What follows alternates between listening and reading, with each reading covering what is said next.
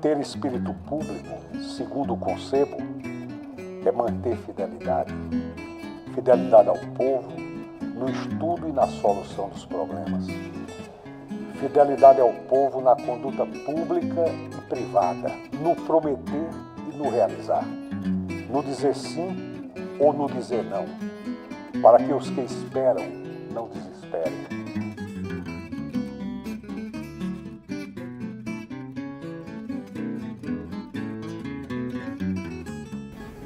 Félix nasceu em Cabaceiras, no dia 22 de dezembro de 1922.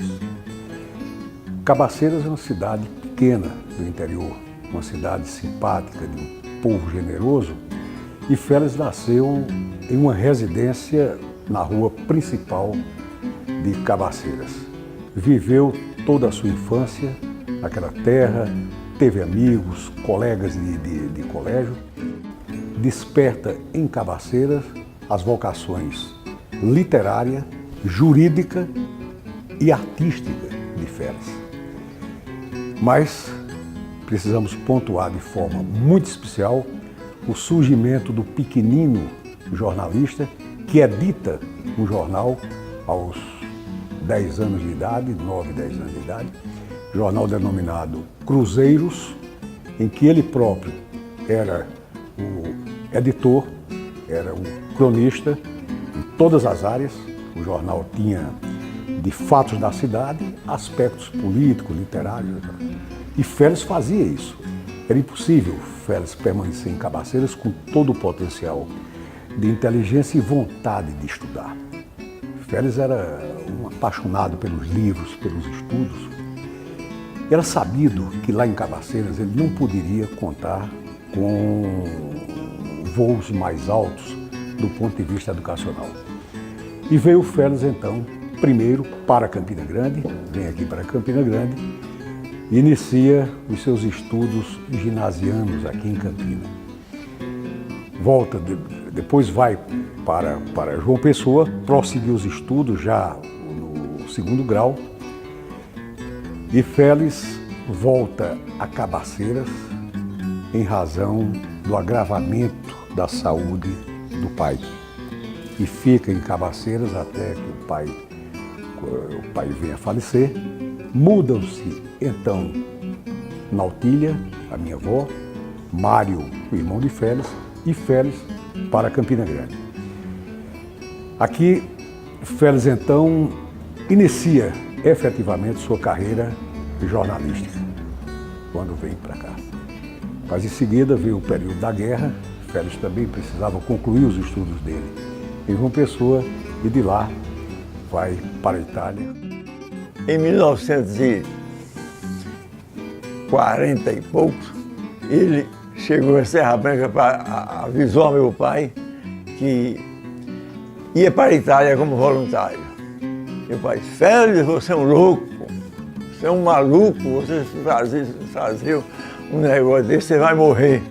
E terminou, depois que ele conseguiu um apoio muito grande do general José Pessoa, que era o subcomandante, viria a ser o subcomandante da FEB, da Força Expedicionária Brasileira. Aí Félix ficou fanatizado por lutar. E foi para o Rio. No Rio, onde ele pegou o navio, foi notado muito, porque houve um obstáculo, o médico tentou dificultar a ida dele, sob a alegação de que ele não tinha saúde plena. E ele novamente usou o general Zé Pessoa, o general Pessoa disse, vá, leve Félix. E o general Zé Pessoa viria se encontrar com Félix no dia da vitória, em Florença. Félix é chamado para compor a equipe de radiotelegrafia. Passou a ser radiotelegrafista naquela época. Verificaram a facilidade de comunicação, a facilidade de língua também que ele tinha conhecimento de italiano. E então foi servir inicialmente como radiotelegrafista. Mas no acampamento, nas horas vagas, Félix criou uma instituição denominada Rancho Alegre. Para quê? Para ensinar pracinhas brasileiros analfabetos a ler. Inclusive, até filmes brasileiros que trazem aspectos semelhantes. Inclusive, prestasse a escrever cartas para familiares de pracinhas que não sabiam escrever e queriam escrever para suas famílias no Brasil. A Félix mandou diversas correspondências para o meu irmão Lindbergh e também para meu pai, diversas correspondências. Ele contava, ele era endiabrado, ele era satisfeito demais estar lutando na Itália.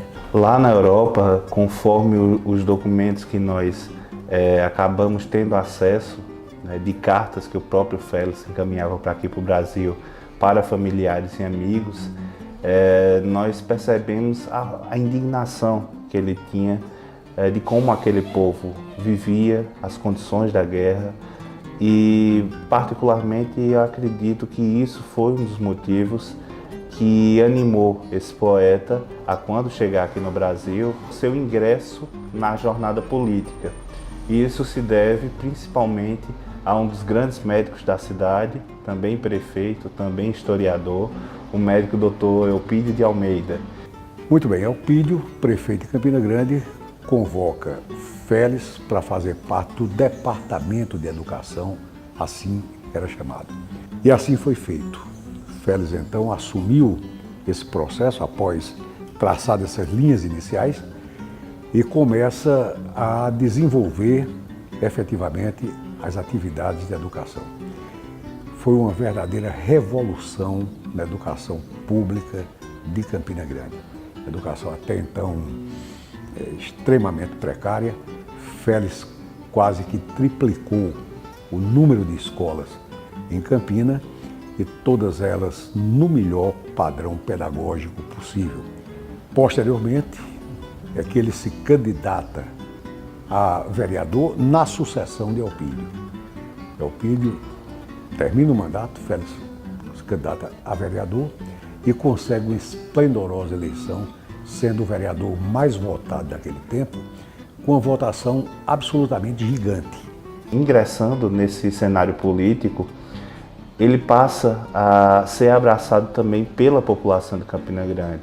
Esse cenário mostra como Félix Araújo retorna para o Brasil, para Paraíba, e como ele entra em Campina Grande de uma forma para ficar marcado na história. Maria nasceu na cidade de Souza, filha de Cezino, Doetes e Severina, e veio para Campina Grande depois que terminou, que concluiu o curso normal, ela veio para Campina Grande. E aqui então conheceu o Félix na casa de Lourdes e Quida Correia, na casa de Dona Merquinha. E foi amor à primeira vista. Eles se conheceram e começaram logo a namorar e tal. Ela morava nessa época aqui em Campina Grande, na casa de uma tia dela, que morava na Praça Antônio Pessoa. E lá em frente, a pracinha, tinha um banquinho que era onde eles sempre ficavam para namorar e tal. Então namoraram durante 1 ano e pouco, depois casaram. Acho que nem 1 ano e pouco, acho que menos de 1 ano. Eles começaram a namorar e casaram. Foi paixão assim, fulminante, amor mesmo à primeira vista. Era uma loucura, ele tinha uma loucura por Maria. Ele tinha uma verdadeira loucura por Maria. Muito antes de casar. Bom, e até por conta disso, desse amor tão grande de Maria com Félix, até Vital do Rego, nosso saudoso amigo, cunhou uma frase extraordinária. Ele dizia: Maria que de tão grande se fez de Félix. Porque depois da morte de meu pai, então todo mundo só chamava Maria de Félix, e assim ficou até ela morrer. Tanto é que tinha pessoas que nem sabiam que o nome dela era Maria do Socorro. Achava que era Maria de Félix mesmo, sabe? Maria de Félix fazia um cinemascope, ela imensa sobre Félix. Maria, ela não só nos passou a vida de Félix, o marido, o pai, o amigo, o namorado, o esposo, né? Mas ela passou, sobretudo, a história de Félix para a cidade de Campina Grande. Eu ainda tenho na minha memória a voz dele chegando em casa cantando as canções italianas que ele amava. Ele entrava sempre pela porta lateral, a gente tinha a porta principal da casa, mas ao lado tinha um terraço e tinha uma entrada lateral. Ele vinha sempre por essa entrada lateral e entrava cantando. Então, ainda hoje eu tenho na memória a voz dele cantando. Félix já exercia a advocacia com toda a ação.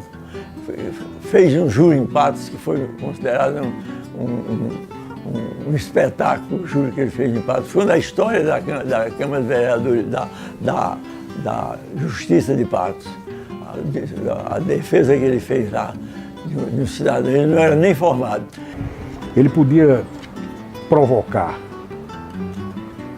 na sua assistência os sentimentos que ele desejasse.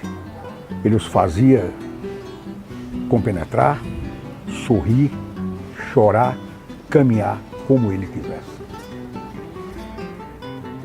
Deu-se o rompimento entre Elpidio e Plínio, Félix e Plínio. As forças que apoiaram a candidatura de Plínio contra a candidatura agimirista cindiram-se.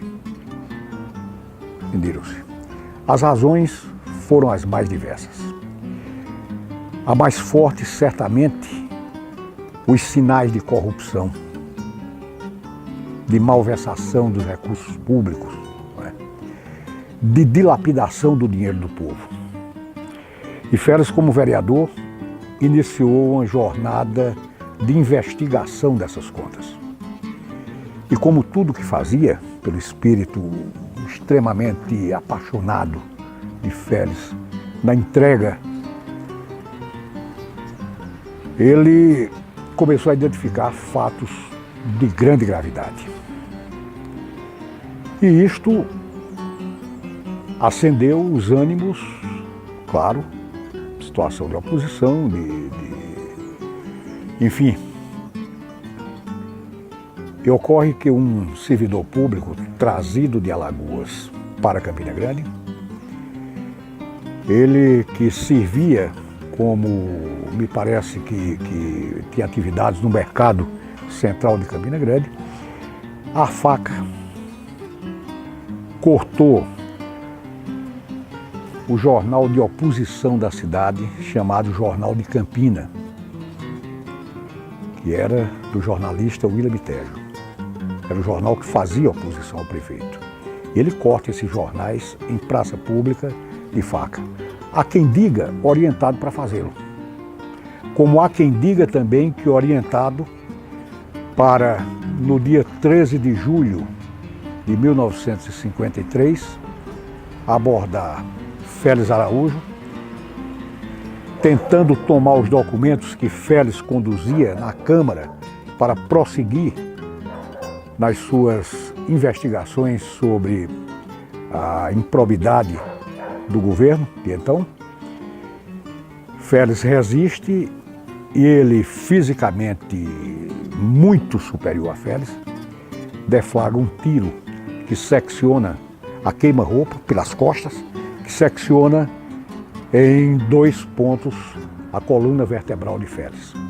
Atinge também o pulmão, outros órgãos, e Félix então fica do dia 13 de julho ao dia 27 do mesmo mês lutando pela vida. Sofreu intervenções cirúrgicas, teve períodos de ligeira melhora, porém não conseguiu e veio a falecer no dia 27 de julho, sendo sepultado no dia 28 de julho, com o maior cortejo fúnebre que a história de Campina Grande já viu. Até hoje, nada tem que se assemelhe ao sepultamento de Félix. Me lembro como fosse hoje, quando ocorreu a notícia. Félix sofreu um atentado. João Madeira atentou contra a vida de Félix. Aí todo mundo ligava Félix ao crime contra Félix, o Plínio. Mas terminou em nada, porque o promotor na época denunciou o matador de Félix, João Madeira, mas não denunciou os matadores intelectuais. Félix, além de poeta, dedicou sua vida aos melhores princípios que a humanidade pode ter. A liberdade, lutando como voluntário na Segunda Guerra Mundial, ao amor, com sua obra poética, do qual a poesia grandiosa Tamar é exemplo, a democracia, as inúmeras campanhas que participou, a educação, como secretário de Educação do município, numa gestão revolucionária. Então, é com muita alegria que a Academia de Letras de Campina Grande festeja um dos seus grandes nomes, Félix de Souza Araújo.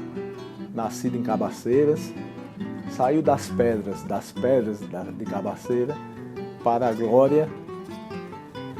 glória nacional e regional e, mesmo tendo uma vida precoce, assassinado de forma brutal, covarde, teve um luminoso legado que ficou para as novas gerações de Campina Grande e do Brasil, inclusive reconhecido por nomes nacionalmente consagrados como Rubem Braga, que dedicou a Félix uma das suas épicas crônicas da Segunda Guerra, intitulada O Pracinha Félix.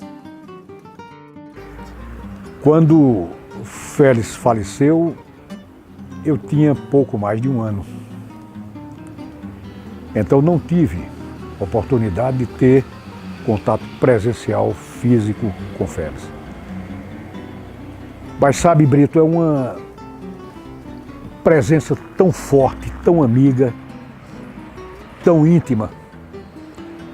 Meu confidente, meu poeta, meu orador, meu político, meu radialista, meu jornalista, meu herói da Segunda Guerra Mundial. Porque é vivo para nós. Foi essa mensagem que Maria de Félix cuidou de nos transmitir. Nunca uma mensagem de vingança nem de ódio. O capítulo da morte de Félix encerra-se, como disse o próprio Félix, ao núcleo da família. No momento em que ele esteve um período de melhora, ele chamou o núcleo da família e disse: olha, eu quero que este caso se encerre em mim. Quem diz isso é porque é maior do que o tempo, que é capaz de compreender que só se eterniza o amor. O ódio, se não é escolhido para o esquecimento, escolhe os que odiaram para esquecê-los.